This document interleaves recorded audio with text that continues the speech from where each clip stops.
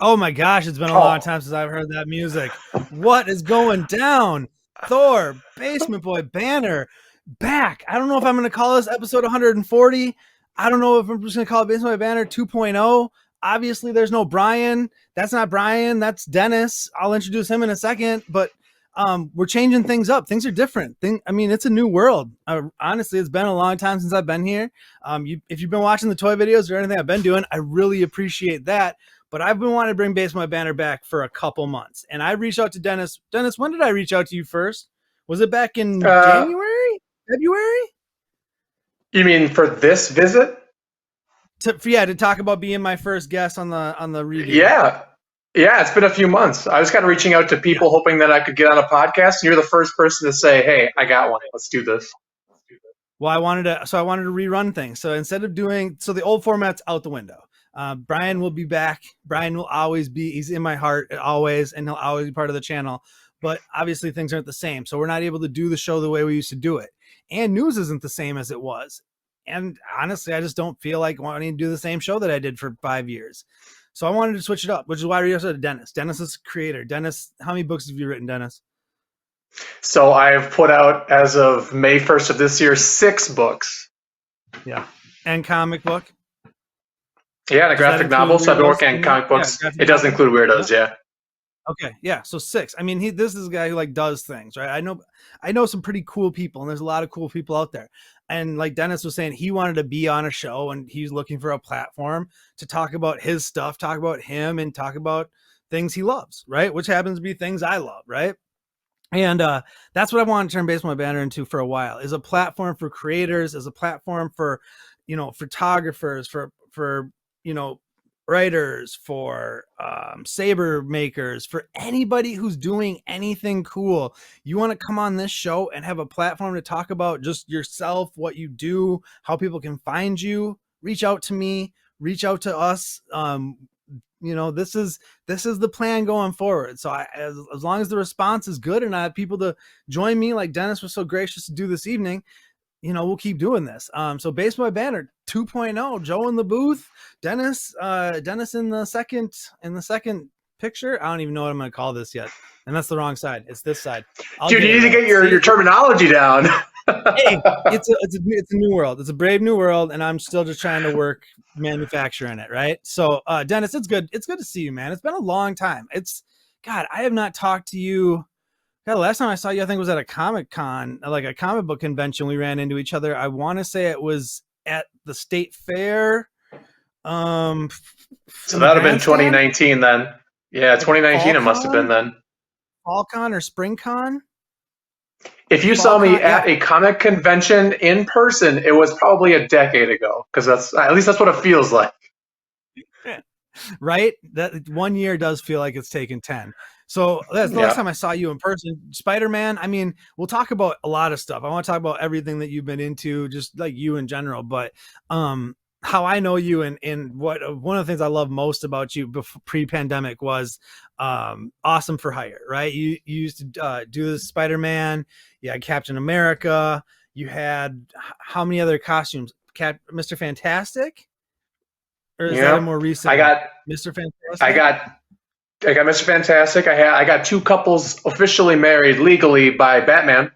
So let's not forget Batman was legally marrying people. So yeah. Yes. That's awesome. So the pandemic has kind of shut down Awesome for Hire for the time being, but Spider-Man still makes appearances here or there. I wear a mask, all the time, so it's pretty safe still, but I don't do the big parties and stuff that I was doing before COVID. But you plan on getting back to Awesome for Hire once everything gets back to normal, maybe run it down? I would hope so, yeah. It's a super rewarding thing to do. Like, I feel like there's not a lot of magic in the world, so being able to bring that to children, like, that's like the coolest thing ever. So yeah, hopefully Awesome for Hire remains a thing. Yeah. I've seen full-on adults light up around you at comic book conventions, taking pictures with you as Spider-Man and stuff like that. I know I got at least 3 or 4 pictures with you as Spider-Man at different conventions throughout the years and stuff. So you said you've written 6 books now, including your graphic novel, The Weirdos, which I want to get into heavily down the road. I know you got one that's right now for pre-order on Amazon. That is correct. That would be this one. This is Time is a Solid State. And Tell me about that book. So that is a collection of essays. I decided that about 3 or 4 years ago that instead of just sharing memes on the internet, I decided to care about stuff. And so I started to write these long essays about a whole variety of things. Sometimes it's about spirituality. Sometimes it's about comic books. Sometimes it's about my dog. I mean, I just started writing these long form essays, and a book came out of it. I got a lot of like really good responses from it, and I felt like in a weird way I became a character, and these essays started to tell my story, at least over the last 3 or 4 years. So yeah, once I put it all together, the book is 451 pages long. So like I just realized there was a lot of material here, and that's coming out on May 1st of this year. So it is up for pre-order at DennisVogen.com. Yeah. Awesome. Yeah, go over. You said DennisVogen.com. You can pre-order it there. Yeah. Or Amazon. Yeah. And we'll put a link in the video. Amazon will put the link in the video and stuff too. I'll make sure that's all in there. That's incredible, man. Just I read your posts. Obviously, me and Dennis are friends on social media.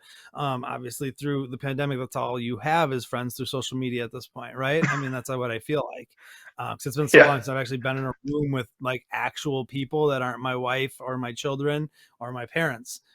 So it's weird. But you put up very long, heartfelt, thoughtful stuff I can never write. You're a magnificent writer. You articulate Thank you. Your words beautifully, like on writing, right? Like I can speak pretty well sometimes. I mean, I'm all right, but when it comes to writing, I fall apart. My wife has to proofread my emails like it's bad. I'm not a good writer. So I definitely I envy that aspect of you, because I can come across a post, and I'll be honest, I don't read all your posts because some of them are very long and some of them resonate with me and some of them don't. And you're very honest about that. So you're very honest. Like you might be done reading by now and keep scrolling. Have a great day. And I'm like, you know what, Dennis? Thank you. You're right. I'm going to keep scrolling. I'm going to keep scrrolling right now. I give you the permission. Yes. And then sometimes I'm going on that journey with you. I'm like, reading through, what's been going on or things you're going through. And, it's cool to have that connection still with people.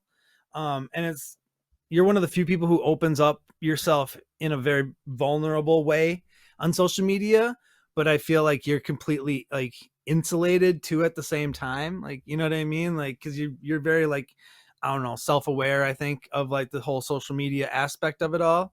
So I don't know, just from like my perspective, but that's very cool. Those are like, cool. Those are amazingly kind words. I really appreciate that. Like I'm glad that somebody gets it, like that's just kind of like a cool vibe that I'm glad that at least you get. I don't know if anyone else does, but you got it. And yeah, like you said, like I got tired of scrolling through an internet that didn't care about stuff. And I decided like, let's just care about stuff. And so I did. And yeah, I'm really proud of all of this stuff. And I talk about hard stuff too. Like you said, sometimes it doesn't resonate, but like my mom passed away last year. So that's something that's been coming up a lot. People don't talk about grief openly a lot of the time. And I decided to, since I'm that kind of person, to not skip over any part of who I am. And so a lot of this, especially towards the end, is about my mom and losing her and how hard that's been among all the other things that we lost over the last year. So that's part of the journey too. I mean, that's something that resonates heavy with me. I mean, something that, not a lot of people know is my dad's fighting stage 4 cancer right now. And that's, I didn't know that. That's something your mom has succumbed to. That's one of the things that has resonated with me because, like I said, my father he's been battling it for over a year. So I've been lucky to have that time with him. And I've been lucky enough in the past, to stay in a bubble, to be able to see him through this time and to be able to like still interact with him and go over, and he's got to meet my daughter and stuff like that. But that's something like when you talk about that grief and when you talk about that, like where you have gone, I know I'm going, and I know I'm going sooner than later. So, you've been like a guide to me almost in a sense, to watching your strength and watching how you handle the grief and how you handle that, because it's gonna be real hard, and they're gonna be like tough days. And I know you have tough days still. But man, Oh yeah. like you said, like somebody gets it. People do get it, and it resonates with people. And when you open yourself up like that, there are people who really respect it and thank you for it, because it's important to them, maybe because you never know what somebody else is going through, right? And you never know where somebody else is at in their journey. And seeing you, and I know you fought with demons, not only, with grief, but, alcoholism, addiction, things of that nature, things demons I've battled myself, in a different lifetime. So it's not the, I don't know, it's not the things that you go through that like make you stronger, but it's like how you go through them that make you stronger. Does that make sense? I don't know. Yeah, absolutely. Like I hear you. Yeah, I didn't know about your father, so that's yeah, that's I don't really tell no, like there's like 10 people that know maybe. So I'm not, I'm okay. pretty private for someone who does YouTube videos and's on the internet 24/7. I'm like pretty private guy, but if I was going to do this, and that's when you said like you want to do good and like you want to make good in this world, that was another reason why I wanted to make the show different, and I wanted to make the show more about other things, and still have that nerd stuff and that stuff we love, but that's not all we are, and that like there's so much more to, all of this. That when you speak about that, doing good in this world and like bringing good to this world, that also resonates heavy with me, because that's what I'm trying. That's half why I want to do this show, half why I contacted you specifically to be my first guest, so we could together bring some good into this world, so to lighten things Well, up, yeah, so like you things get said, heavy quick. Your dog's yeah. name's Marvel, by the way. His dog's name. He talked about his dog. His dog's name's Marvel. It's super cute. It's what kind of dog She's the is it? cutest It's a Boston Terrier. She's a Boston Terrier. She's the cutest Boston dog Terrier. on the planet. Yeah. Yeah. If she ends up around here sometime, I'll give her a little spotlight. But yeah, that's my dog, Marvel. Give her a lick. Um, That's hilarious. I will. I will if she comes up by here close. Um, so yeah, beyond just doing good, I think a lot of you just mentioned addiction, and we're talking about grief, not just Mhm. talking about it, but normalizing it. When I decided to kind of be open about my alcoholism, it was in an effort to normalize that part of me. There's a lot of Right. people who won't even take further steps in order to maybe find a better version of themselves because they A, don't know where to go, and B, there's such a stigma involved with being that person. And I kind of wanted to break some of those things down. And whether that's through like the personal essays or, we'll talk about the weirdos later. The weirdos, that's all that's about. The weirdos are about superheroes, yeah, but they're about these people who have problems, who have potential. And that was the Right. entire idea going into it. That's awesome. That's awesome. So before we get into weirdos, take me back. When did you write your first book? How did you like kind of get into doing writing? So the first novella that I put out was called Them, and that's a sci-fi book. And I wanted to write a science fiction book like Quentin Tarantino would. I was in my mid-20s, and I was like, I want to write something that's just like out there and vulgar and funny, and I want it to be sci-fi. And it ended up being a book about control. At that point in my life, I was still I was heavily drinking, and control was a major aspect of my life that I did not have. And so I found that just falling into the writing. So I put out that novella as part one of a two-part series, and I put the second part out the year later. And then in between that, I had written a book called Flip. And that is a book that I re-released last year. We can talk about that more later. But that book is about dreams, and that's another thing I always wanted to talk about. So in that Okay. year span, 2013 to 2014, I released 3 novellas, just like boom, boom, boom. Wow. And that was like the start of my self-publishing career. Oh wow. That would have been because I met you. What year did I meet you? Because I was living at I'm not gonna say where, but we were living in the same place. I'm trying to think how we ended up crossing paths, because it would have been what, like 2016 at like the latest. Yeah, probably right on that time. Well, it must have been 2015. I think that was the first Wizard World Comic Con. I think I knew you by that time. Like, Yeah, and honestly, I this might be started a Baseball Banter super personal April. story. Yeah. This might be a super personal story. I think Holly met you first at like GNC or something. You were working Yeah. there and you were kind of a nerd. And then I ended up talking to Yeah. you, and then we kind of just went from there. And then you were like, hey, I That do sounds a accurate. YouTube show. Yeah. And do you want to come do it with me? And I was like, sure, I'll come do it with you. And that's exactly how we said Yeah. it, I think. And then I realized it was a YouTube show, not something else. Yeah, right. No, well that was funny because I think yeah, I was working in Savage at the time when I met your wife. Yep. I was the manager at Savage GNC for many, many years. And that's right. I don't even know if I was living in that complex. But I just remember like you did Basement Banner when Basement Banner was in my brother's basement. It was Like you literally a came basement. out, Yeah. you went out. Well, I'm still in a basement, but in a Oh, yeah. nicer house, but it's still a basement. But you went out to the deep woods of where that is, because it's a trek. It's like half hour maybe out of the cities. So he gets in a car with me like for the second time we had met, or third time, and we're at the show. And he's like, "Where are we going?" And we just like keep driving like out into the middle of nowhere. And then then Brian met us out there, and then we talked. God, that would have been before even like Spider-Man had come out. I think before like not before Homecoming had even been released. I don't remember. It must have been way before that. I do not remember what we talked about. I remember we talked about a lot of things that day. But yeah, that's crazy. That's crazy to think that was only 5 years, 5.5 years ago or so, and it feels like so much longer.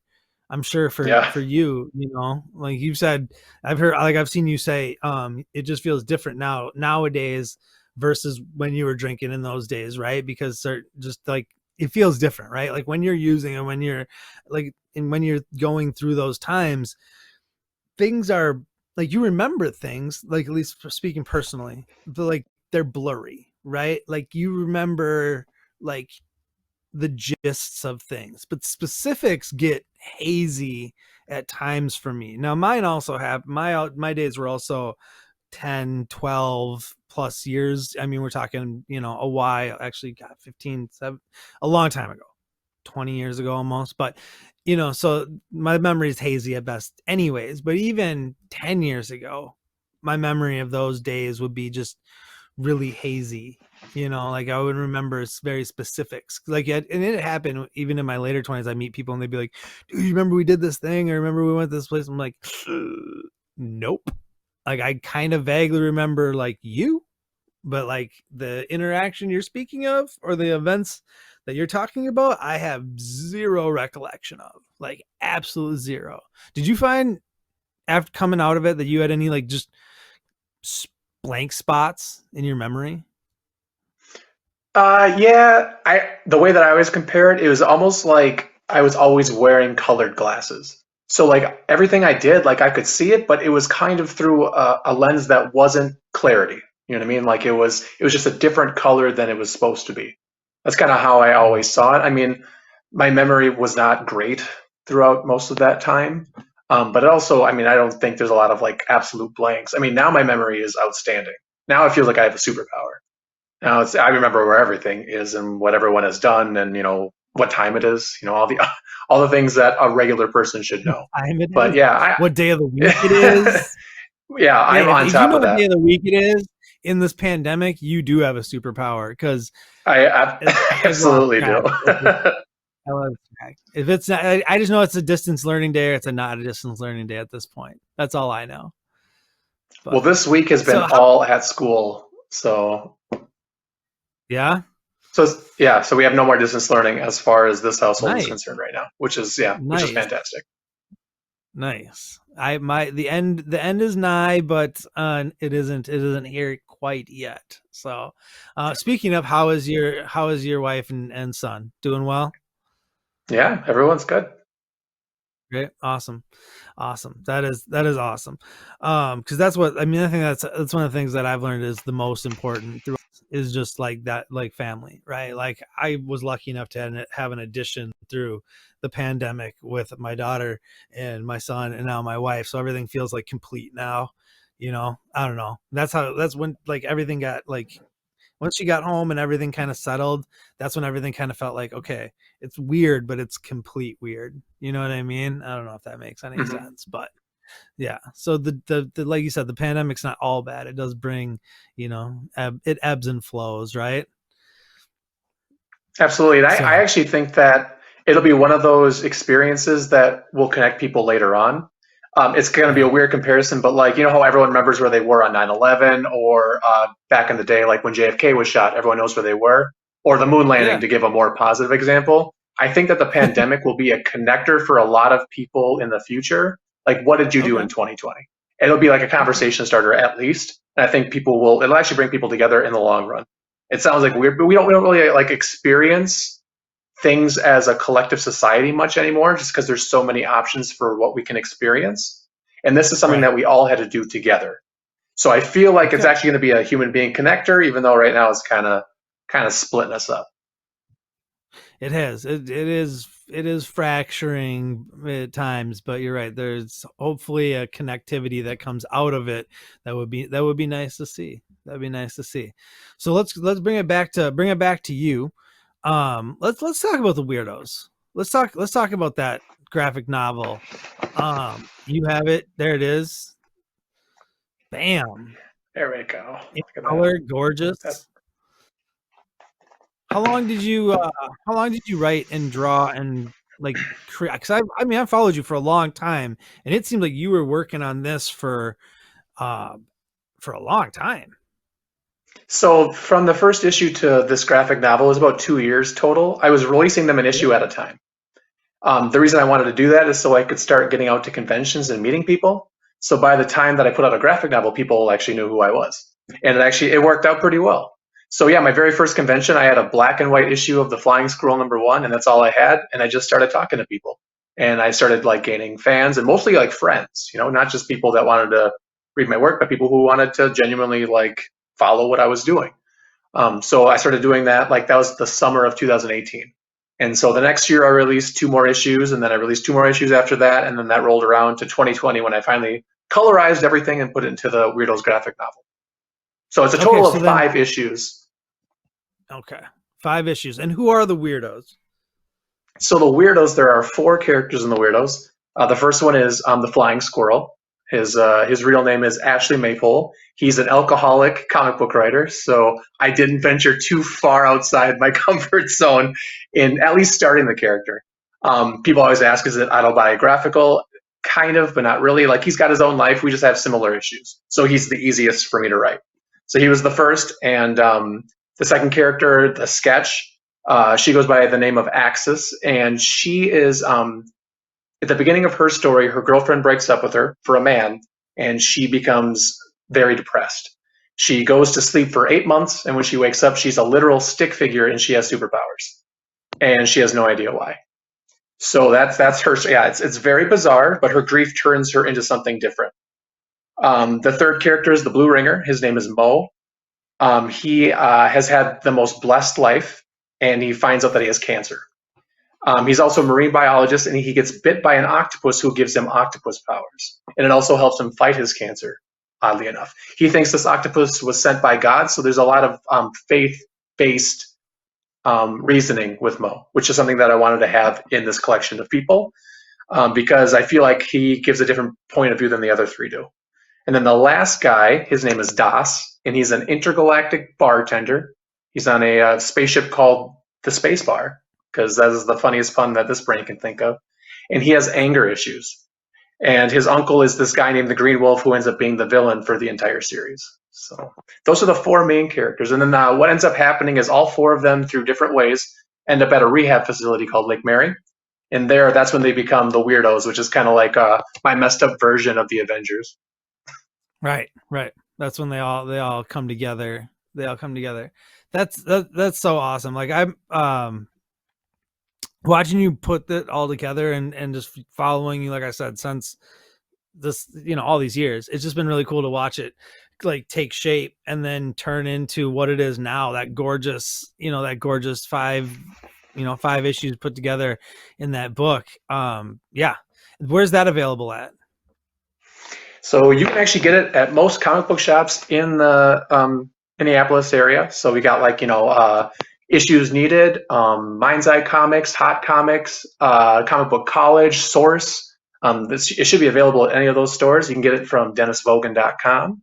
And then Amazon will also sell it too. So there's a lot of different ways. Oh, Comixology, which is like a good, like an e-comic book site, they sell it as well. Digital so comics. I know. Yep. Yeah. So yeah, you can get it a lot of different ways. Widely available. Go pick it up. I highly recommend it. Highly recommend it. Man, so I mean, this wouldn't be a Basement Banner if we didn't talk a little bit about nerd stuff. And there has been some things that 100%. have come out lately, and we both have watched the Snyder Cut. And what did you think of the Snyder Cut, man? I loved it. I'm not gonna lie to you. I loved it. I understand why some people would not like it. Zack Snyder is an acquired taste, I think. I dig 100%. What he does. I like the fact that he does go there. Like the lack of sense of humor for me sometimes, he just really loves comic books. And Justice League, I think finally, it just shows how much he really loves them. And the whole movie is a comic book. Just like, Watchmen was the graphic novel. Did you watch it in one sitting? Did you watch it in one setting? 4 hours and 2 minutes is long. It's a behemoth. Did you watch it in one sitting? I will be honest. I watched 2.5 hours in one night, and then I watched the rest of the morning after. So yes, no, I took a break. Okay, no, not bad. I wanted to be bushy-tailed and bright-eyed for the end. I watched it in 4 or 5 parts. I was watching it in 1 hour clips, but then I think I had a couple 40. I want to say 5. I think I watched it in 5 parts, which for me is the only way I'm going to watch anything nowadays. Like, there's no way with an under 1-year-old, first grader in a distance, and all the stuff going on that I have. There's just no way. I just do not have the time to sit down and do anything for 4 hours in a shot. An hour, 2 hours is like pushing it. But I thought it was fantastic. So a little bit about me. I am a huge Zack Snyder fan too. I saw Watchmen in the theaters 9 times. It's the most I've ever seen a film theatrically. 9 times. It was 9 times I went and saw that film. I own it in every variation you can buy it in.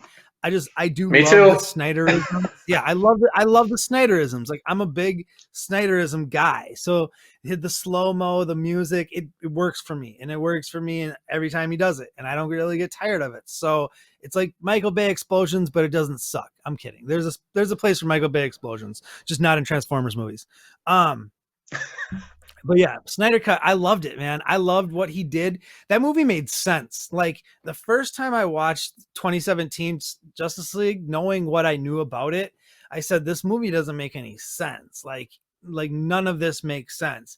And then to like get rid of that stupid family at the end, and like get rid of that stupid opening scene with Batman, and just the way the film was reconstructed the proper way, and then actually laid out the story in the way to which it was supposed to be, and in the way it made sense.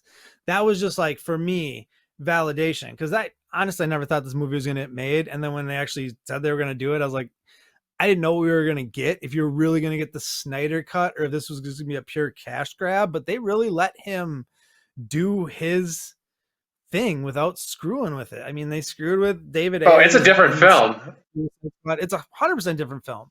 I would love to sit down over like a weekend when my children are much older and I have the time, and watch Man of Steel, BVS, the extended, the long one, and then the 4-hour Justice League Snyder Cut, all not in a row, but with proper breaks, food and sustenance in between. I would love to sit down and have that just experience, because I just think he told a beautiful story, and it's just a shame that it's broken up so many pieces over such a long period of time. But that he even got to make it, I think, speaks volumes as what fans can accomplish for the good at times, right? Because we talk about like cancel culture and some of the negative stuff of fandoms. This is one of the positive things fandoms can do, when you do get the stars of the movie to kind of get behind that same sentiment and drive that, like, if you want me to do movies for you, then do you kind of have to do this, you know?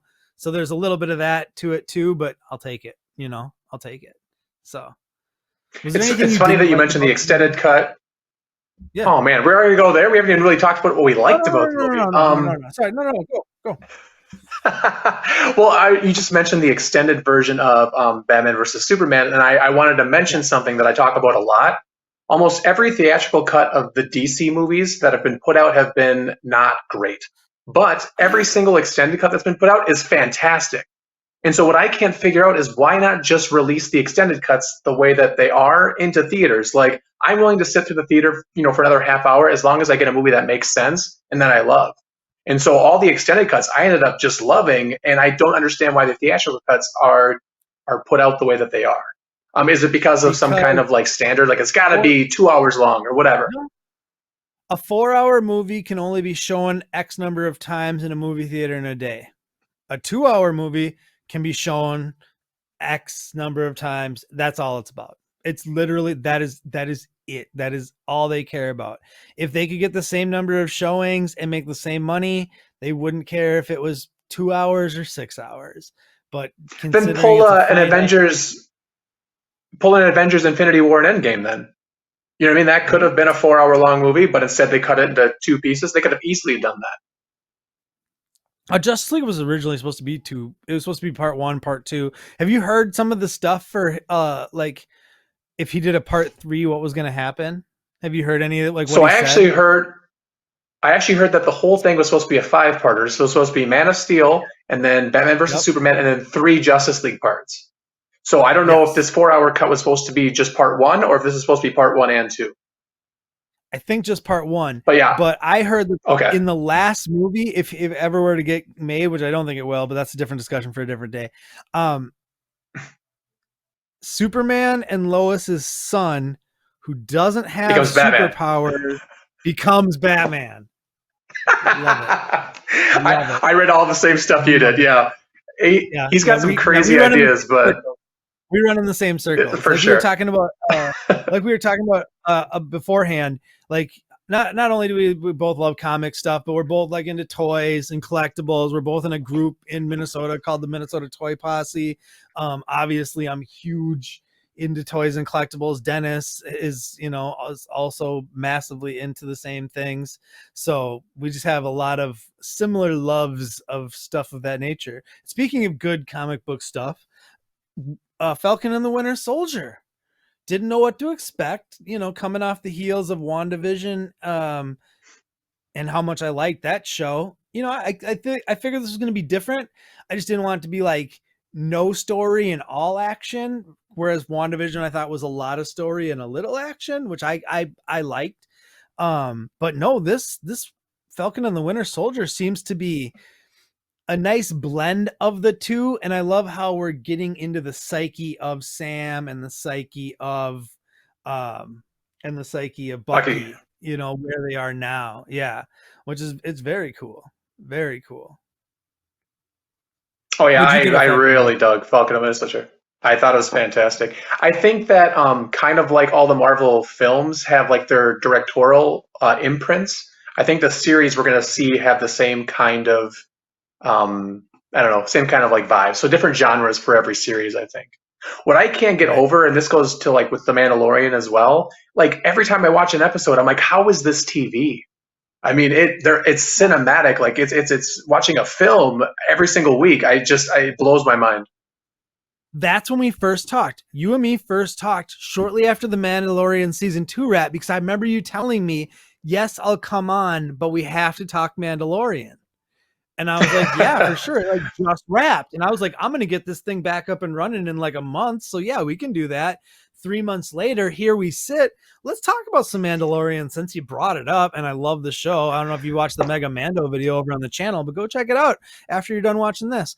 Man, that show is fantastic. Expert plug. Like, yeah, right. Thank you. Stop. Man, they do a good job with that show though. Like you said, it doesn't feel like TV, but it feels episodic and it totally feels like TV, but without feeling anything like TV.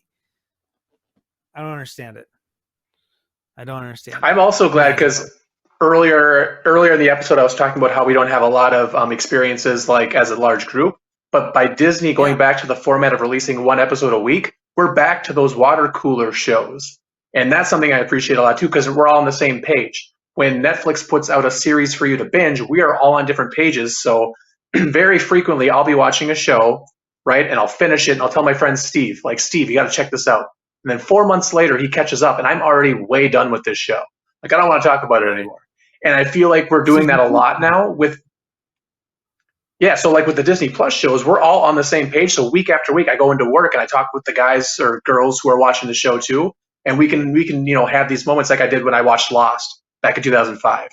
Like I want those feelings again. And Westworld is another good example of a show where it's week after week. And we just have all these conspiracy theories and, who's doing what. And I just love that. And the fact that Disney Plus is really making that a thing again, that's one of my favorite parts of the whole experience.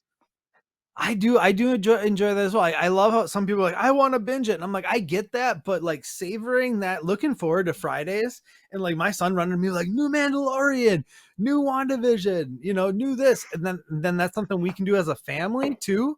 And like you said, not only is it water cooler talk, so something I can talk with, online with guys or in, Saber groups or whatever, but I can also talk, with my family or with my parents. I introduced The Mandalorian to my mom and dad and got them on my Disney Plus, got them signed in, right? So they could watch things and experience it. Man, how did that finale in the second season when they're on the ship and the dark bots are kind of going crazy and you see the TIE fighter come in, you see the X-Wing come in. Like, did you know at that moment it was Luke Skywalker? Or were you like, when did you know it was Luke? Like, when did you know? When the X-Wing flies in, I think every single person is just thinking, there's no way. There's no way. There's no way. And then you see the glove and you're like, there's no way. Then you see the lightsaber, you're like, there's no way. And then you see his face and you're like, okay. Yeah, like, yeah. Oh, man. I mean, still after the episode ended, I was still thinking, there's no way they just did that, but they did. And I was like, how's the internet not freaking out? And then I checked the internet and they were freaking out. So I wasn't the only one who experienced that moment. But right. No, a lot of people did. And then I love the day afterwards when it's like, well, the deep fake was good, but not that good. They could have done it better. And it's like, guys, like, we are so fickle. Like, I don't think people remember, like, you're getting, one movie every X amount of years or no movies or nothing. And now you're getting like just this amazing content constantly in books and comics and cartoons and the Bad Batch is coming and all these Disney Plus shows and movies to come. And people are just so jaded. It's like, enjoy this stuff. Like, man, I think we kind of grew up in in similar eras, right? Like during similar times. So we remember when like you just would want anything new, right? Anything new, Star Wars, new stuff. Cause nerd stuff wasn't always cool stuff. Like if you were into nerd stuff in like some of the 90s periods and in the early 2000s, not everybody was into that stuff. It wasn't like super, like everybody was, it wasn't cool. I was just watching a TV show. And in it, the people, it was during 1969. And when we landed on the moon, the entire country was watching. It was the biggest thing to ever happen because they never thought we could walk on the moon. Right? And now we just landed on Mars and it barely made a blip on anybody's radar. And like, that's how spoiled we are. We landed on another planet and nobody cares. Right? But in 1969, the entire country was glued to their television screens because we landed on the moon. Yeah. That's insane. That's insane even now thinking about it. So I think that goes to show you, I think humanity in general. Right? Isn't that what they call that? The law of diminishing return. The more you see something, like the less cool it becomes or the less impressed you are, right? That's sad times. Sad times. But there's still people like you and I whose returns are not diminished. So I love when people love stuff. I don't even if it's something I don't love, I just love the fact that they love something, and I'm like, you go for it.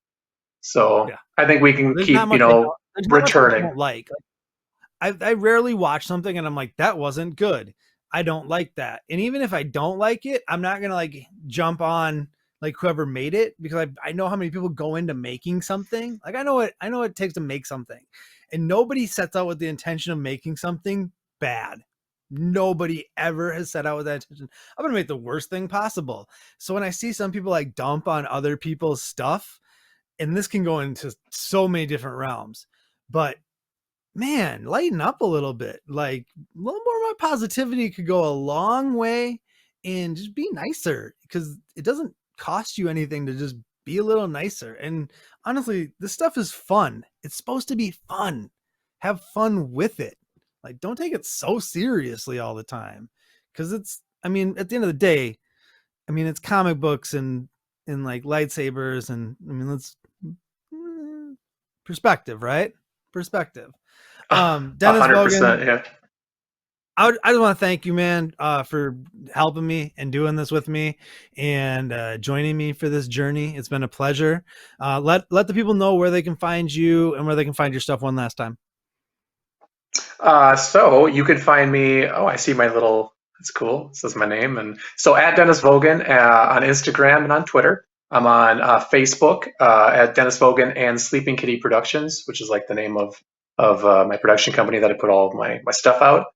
You can get. I have a couple of books here, but I've got the Weirdos, which we talked about. I've got a re-release of my book Flip.